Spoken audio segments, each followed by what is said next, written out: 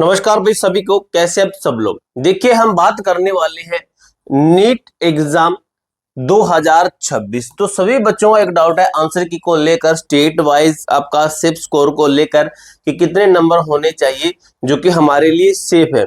Total vacancy किसके हिसाब से कितनी है, सब कुछ एक एक चीज को हम क्लियर करेंगे। यानी कि आपके लिए काफी सारी स्लाइड्स मैं लेकर आया हूं, इन सभी स्लाइड के अंदर आपका एक एक डाउट मैं क्लियर कर दूंगा। ठीक है, तो वीडियो को ना एंड तक देखिए, वीडियो को लास्ट तक देखिए, आपको आराम से सबको समझ में आएगा। वीडियो को एंड तक पेशेंस से देखिए।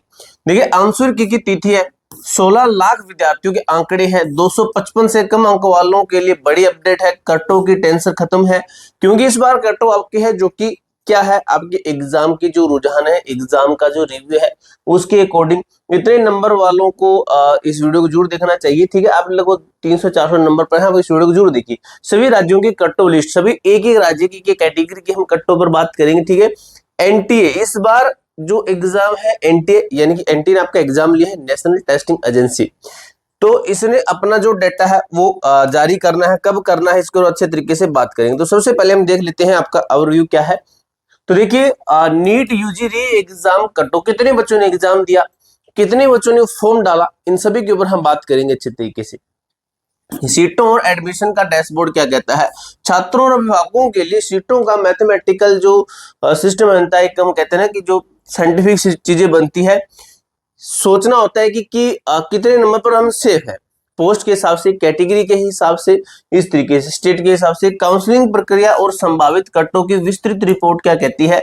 तो देखिए सबसे पहले बात करते हैं, परीक्षा में शामिल हुए 22 लाख से अधिक छात्र, 22 लाख से अधिक छात्र परीक्षा में शामिल हुए। कुल पंजीकरण यानी कि जो फॉर्म डाले गए थे, फॉर्म अप्लाइड हुए थे, 22,80,000 टोटल फॉर्म अप्लाई हुए थे, जिसके अंदर हम कहें तो कल उपस्थिति, कुल एग्जाम देने के लिए जो बच्चे पहुंचे वो पहुंचे आपके 22,10,000 बच्चे पहुंचे, री एग्जाम सहित। री एग्जाम के साथ में आपके इतने बच्चों ने एग्जाम दिया। अगर मैं बात करूं जेंडर वितरित, अगर देखिए 13.30 लाख, 13,30,000 जो महिलाओं ने एग्जाम दिया है, 9,50,000 पुरुष उम्मीदवार। देखिए पहली बार मैं अगर बात बताऊं आपको, इतनी सारी भर्तियों को अपडेट देता हूं आपको, लगभग गवर्नमेंट एग्जाम की 30 प्लस यानी कि 35 से 40 भर्तियों को अपडेट दे रहा हूं फिलहाल मैं। ये हमारी पहली वीडियो थी, इसके अंदर मैंने खुद ये देखा है कि देखिए इसके अंदर देखिए महिलाएं कितनी ज्यादा है। बाकी का हमने देखा है कि जो है महिलाएं पुरुष के आधे से भी कम रहती है। ठीक है, तो ये एक अच्छा पॉइंट है, अच्छी बात है कि लड़कियां भी बहुत अच्छे तरीके से तैयारी करती है। देखिए रिकॉर्ड उपस्थिति के कारण इस वर्ष कट ऑफ और रैंक में कड़ा कंपटीशन देखने को मिलेगा, यानी कि हाई कंपटीशन देखने को मिलेगा अगर इन चीजों के अकॉर्डिंग चले तो। सबसे पहले देखिए आगे के महत्वपूर्ण कदम, आंसर की और परिणाम रिजल्ट तक बात करते हैं। स्टेप 1 कहता है आंसर की आपकी जारी होने वाली है 25 से 27 जून। अब दोस्तों आंसर की के लिए या फिर आगे की अपडेट्स के लिए आपको मैं टेलीग्राम ग्रुप देता हूं, भाई जरूर ज्वाइन करना, आपको मैं बता रहा हूं जरूर ज्वाइन करना, क्योंकि ये हमारा टेलीग्राम ग्रुप है। इसके अंदर ही आपको सबसे पहले ये हमारा रिकॉर्ड रहा है कि आपको आज तक जो भी जितनी इंफॉर्मेशन दी गई है सबसे पहले हमने ही आपको अपडेट दी है। A to Z forum 01 link description box के अंदर दिया गया टेलीग्राम ग्रुप का, इस ग्रुप के अंदर ज्वाइन रहिए। वहां पर ही आपको जो आंसर की बात बताई गई है, आंसर की का डायरेक्ट यहां पर आपको लिंक मिलेगा सबसे पहले और सबसे फास्ट। ठीक है, एनटीए नेशनल टेस्टिंग एजेंसी क्या कहता है कि आधिकारिक वेबसाइट पर प्रोविजनल आंसर की उपलब्ध होगी, जो कि इसका जो लिंक रहेगा ऑफिशियली हम आपको टेलीग्राम ग्रुप के अंदर भेज देंगे। स्टेप 2 कहता है ऑब्जेक्शन, आपके क्वेश्चन है, आपको लगता है कि ये क्वेश्चन सही था लेकिन एनटीए की तरफ से ही मिस्टेक हुई है, तो उसके ऊपर ऑब्जेक्शन लगा सकते हो। यदि कोई गलत उत्तर लगता है तो ठोस सबूत के साथ चुनौती दे सकते हैं, 200 रुपए आपके लगेंगे और ऑब्जेक्शन लगाओगे तो। ठीक है, स्टेप 3 कहता है फाइनल रिजल्ट आपका जारी होगा, विशेषज्ञ टीम द्वारा आपत्तियों की जांच के बाद फाइनल आंसर की और परिणाम की घोषणा की जाएगी, फाइनल आपका रिजल्ट जारी होगा। अब उसके बाद में हम बात कर लेते हैं, देखिए देश भर में कुल एमबीएस, ठीक है एमबीएस में लिखा गया था, डिलीट कर दिया मैंने, एमबीएस सीटों का गणित क्या कहता है, 1,29,026 टोटल क्या है कुल एमबीएस की सीटें हैं, जिनके अंदर बांटे तो लगभग सरकारी सीटें 63,683 है। ठीक है, छात्रों की पहली प्राथमिकता रहती है सरकारी सीटों पर। अगर बात करें एम्स में तो सर्वोच्च संस्थान है आपका 2257 यहाँ पर है। ठीक है, बहुत ही अच्छा भाई, एम्स में मैंने खुद देखा बहुत ही अच्छा सिस्टम है, बेहतरीन सिस्टम रहता है एम्स का। ठीक है। निजी सीटें की बात करें तो 65,343 निजी सीटें। सीटों की संख्या में निरंतर वृद्धि हो रही है, जो छात्रों के लिए सकारात्मक एक पॉजिटिव पॉइंट, एक पॉजिटिव संकेत है। एडमिशन के दो मुख्य मार्ग। अब देखिए एडमिशन के दो मुख्य मार्ग हैं, या तो 15% में जाइए या फिर 85% के अंदर जाइए।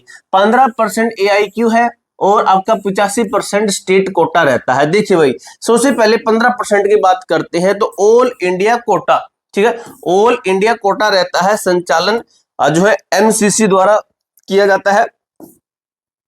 भारत का कोई भी छात्र किसी भी राज्य के मेडिकल कॉलेज में आवेदन कर सकता है, कोई भी राज्य में आवेदन कर सकता है। उदाहरण के रूप में यूपी का जो छात्र है गुजरात में सीट ले सकता है, हरियाणा का है राजस्थान में ले सकता है।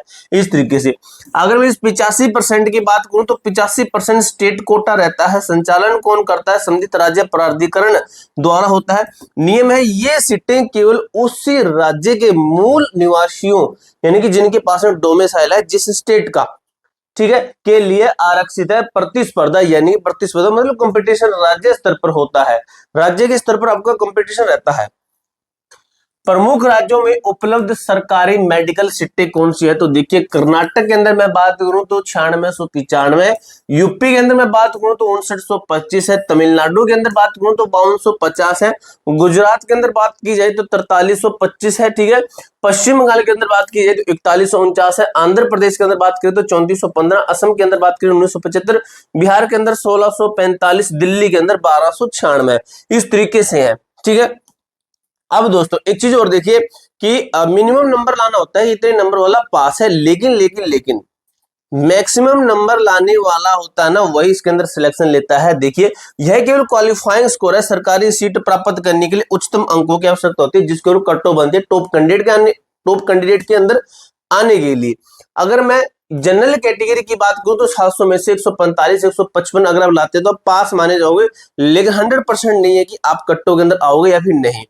अगर मैं EWS और PWD की बात करूं तो आपका 140 150, OBC 128 130, SC 118 से 120, ST 110 से 115, OBC SC ST PWD 100 से 108, ठीक है। तो ये इसके अंदर बताया गया है। अब देखिए दोस्तों मेडिकल काउंसलिंग के तीन प्रमुख मार्ग हैं आपके जो काउंसलिंग होती है उसके।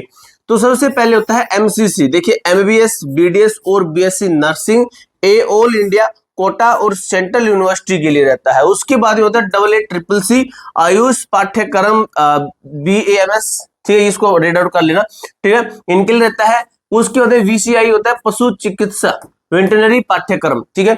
तो इनके अंदर राउंड 1 होता है, राउंड 2 होता है, राउंड 3 होता है, राउंड 4 होता है। क्या होता है कुछ बार एक राउंड के अंदर नहीं होता है तो क्या करेंगे सभी काउंसलिंग 4 राउंड में आयोजित की जाती है। यदि राउंड 1 में सीट नहीं मिलती है तो छात्र अगले राउंड में जा सकते हैं, ठीक है, अगले राउंड के अंदर जा सकते हैं।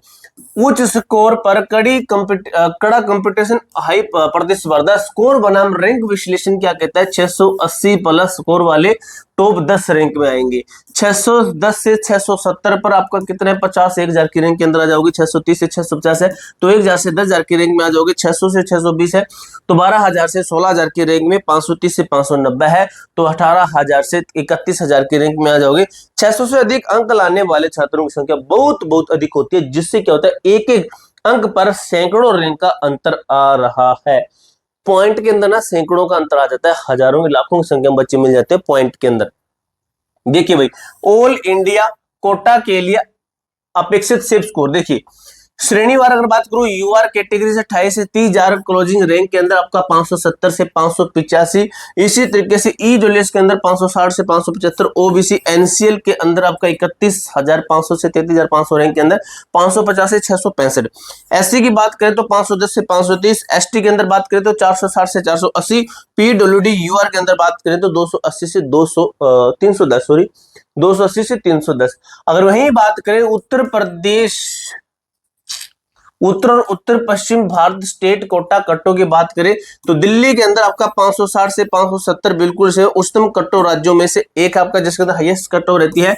यूपी के अंदर बात करें 530 से 545, राजस्थान के अंदर बात करें 520 से 530, हरियाणा के अंदर बात करें तो 545 से 555, पंजाब के अंदर बात करें तो 500 से 515।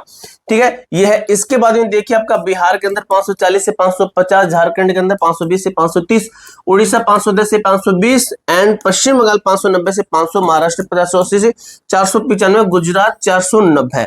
ठीक है, और उसके बाद देखें तो केरल 490 से 510, असम 485 से 490, तमिलनाडु 490 से 500, हिमाचल प्रदेश 490 से 495। अन्य राज्य जैसे छत्तीसगढ़, कर्नाटक, उत्तराखंड, मध्य प्रदेश आदि की राज्य स्तरीय काउंसलिंग प्रक्रिया के अनुसार रहता है। ठीक है, एक बार इसको आप रीड आउट कर लीजिए। आगे की रणनीति काउंसलिंग के लिए महत्वपूर्ण सलाह है, चेकलिस्ट अपने स्कोर के अनुसार AIQ स्टेट कोटा दोनों विकल्पों का आंकलन करें। काउंसलिंग के पहले राउंड में सीट न मिलने पर घबराना नहीं है, सेकंड राउंड में जा सकते हो। राउंड 2, 3, 4 तक धैर्य बनाए रखें, कट्टों में गिरावट आती रहती है। अपने सभी आवश्यक प्रमाण पत्र, डोमिसाइल, कैटेगरी, PWD तैयार रखिए। आपका जो है इसके अंदर आपको बुलाया जरूर जाएगा, जो आपको मैं नंबर बताया तो नंबर पर। स्मार्ट काउंसलिंग रणनीति कहती है सिर्फ उच्च कट्टो देखकर निराश न हो।